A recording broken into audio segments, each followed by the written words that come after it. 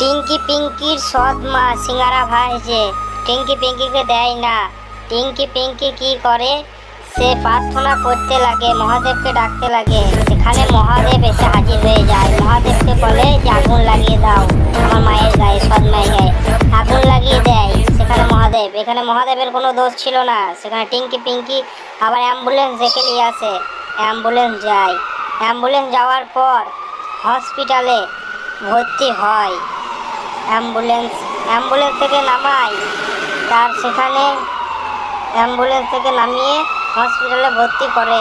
হসপিটালে ভর্তি করার পর সেখানে পিঙ্কি আসে, পিঙ্কি আসে। পিঙ্কি এসে বলে, মা আমি তো এসব জানি না, আমাকে ক্ষমা করে দাও মা, আমি আর কোনোদিন করবো না।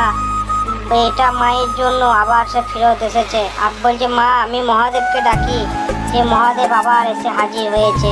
মহাদেবকে বলে, মহাদেব এই চ্যানেলটা সবাই সাবস্ক্রাইব করে দেবে, ভিডিওটি লাইক করে দেবে, আমার মাকে ঠিক করে দাও। বলছে, হ্যাঁ করে দেবে তো? বলছে, হ্যাঁ করে দেবে, তুমি মাকে ঠিক করে দাও। মহাদেব বলছে, যদি করে দেয় তো তাহলে তোর মা কাল সকালের মধ্যে ঠিক হয়ে যাবে। বন্ধুরা তোমরা সবাই মিলে করে দাও। আর আজকে আমার মা ঠিক হয়ে গেছে।